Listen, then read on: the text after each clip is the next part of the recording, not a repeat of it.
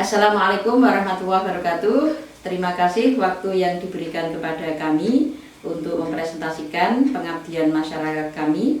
Tim pengabdi saya Siti Musrihati dan Sugito, kemudian juga dibantu oleh tim KKN kelompok 233 dan 235.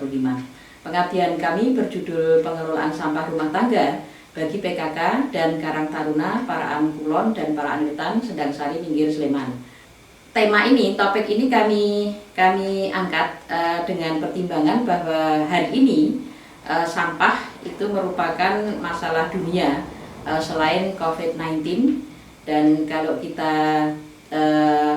coba cermati, sesungguhnya sampah rumah tangga itu menempati urutan tertinggi komposisi sampah berdasarkan sumbernya. Nah, sementara masyarakat Paraan Kulon, Paraan Wetan itu umumnya mereka mengelola sampah rumah tangga itu dengan sekedar membuang keluar rumah, membuang ke sungai atau ke pekarangan dan kemudian membakarnya. Nah, mereka belum memiliki kesadaran yang baik tentang bahwa mengelola sampah dengan jalan seperti itu akan mencemari sungai, tanah, kemudian juga menghambat proses air tanah dan menjadikan lingkungan tidak sehat. Nah, kemudian juga mereka belum memahami bahwa sebenarnya mencampur antara sampah organik dan sampah anorganik. Kemudian kalau pada umumnya masyarakat di tempat lain itu membuangnya di TPA, itu justru akan menimbulkan gas metana menumpuk dan akhirnya meledak sehingga jadilah bom sampah.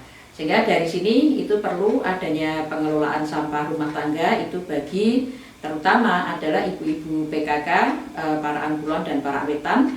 Kemudian juga nanti perlu ada pengelolaan sampah itu yang melibatkan Karang Taruna kedua dusun tersebut agar sampah bisa memberi manfaat bagi masyarakat dan aman bagi lingkungan.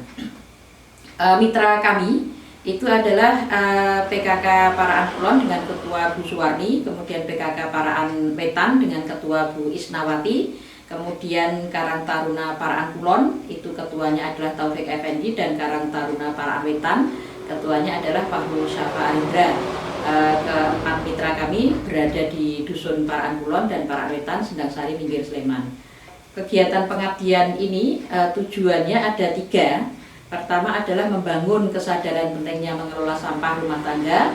Kemudian yang kedua, memiliki keterampilan untuk mengolah sampah organik menjadi kompos. Dan yang ketiga itu adalah memiliki keterampilan untuk mengolah sampah anorganik dengan membentuk bank sampah.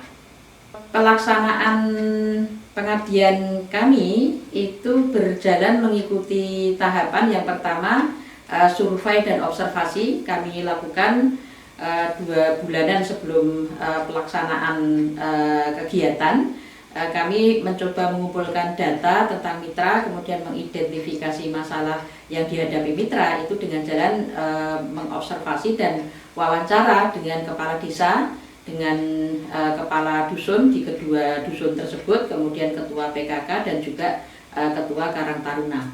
Hasil pengumpulan data kami itu kemudian kita lanjutkan dengan melakukan fokus group discussion (FGD) untuk mendiskusikan dan merancang solusi masalah mereka itu lewat program pengabdian.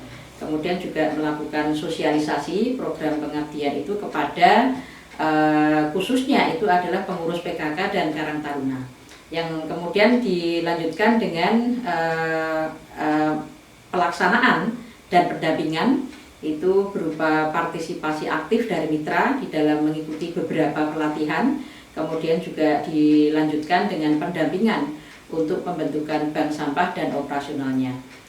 Pelaksanaan kegiatan pengabdian masyarakat sendiri itu kita bagi ke dalam 3 kegiatan penting. Yang pertama adalah penyuluhan pentingnya mengelola sampah rumah tangga. Ya, peserta penyuluhan dan pelatihan itu perwakilan dari PKK dan Karang Taruna berjumlah 100 orang. Ya, mengingat setiap rumah tangga itu pasti menghasilkan sampah dan sampah ini merupakan komposisi sampah terbesar, maka tujuan dari penyuluhan ini adalah membangun kesadaran masyarakat akan bahaya sampah dan pentingnya mengelola sampah rumah tangga.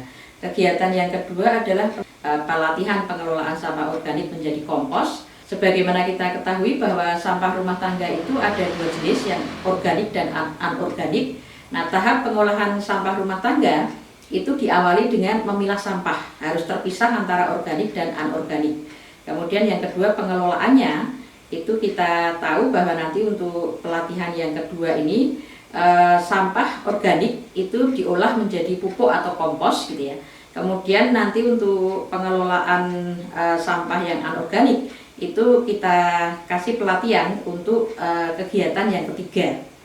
Ya, sampah sebenarnya kalau untuk dikelola sendiri sampah anorganik itu bisa didaur ulang atau dijadikan ekobrik ya. Nah, tujuan dari pelatihan yang kedua itu adalah membangun keterampilan untuk mengolah sampah organik menjadi kompos dengan kompos maker dan ekoenzim. Kemudian kegiatan yang ketiga adalah pelatihan pengelolaan bank sampah. Ya, jika kemudian satu persatu rumah tangga itu tidak bisa mengolah sampah anorganik secara mandiri, maka kita tawarkan untuk menggagas ya ide bank sampah, di mana sampah dikumpulkan dan dikelola dengan baik agar tidak merusak lingkungan. Tujuan dari kegiatan ketiga ini adalah memberikan keterampilan mengelola bank sampah. Keseluruhan kegiatan ini itu kita akhiri atau kita lakukan berikutnya itu adalah pendampingan ya. Sementara kemarin karena kemudian situasi dan kondisi COVID-19 yang tidak memungkinkan untuk kita melakukan pendampingan secara offline, maka kemudian pendampingan itu kita lakukan dengan jalan online dengan membentuk grup WhatsApp gitu. Nah, keseluruhan pelaksanaan kegiatan ini alhamdulillah semuanya berjalan dengan lancar ya. Soliditas kerja tim dan antusiasme peserta menjadi faktor penting keberhasilan program. Dan kemudian di akhir program pengabdian, mitra pengabdian menyampaikan bahwa mereka mendapatkan pencerahan dan kemudian juga motivasi untuk terlibat di dalam menjaga lingkungan. Demikian presentasi kami, kurang lebihnya mohon maaf. Assalamualaikum warahmatullahi wabarakatuh.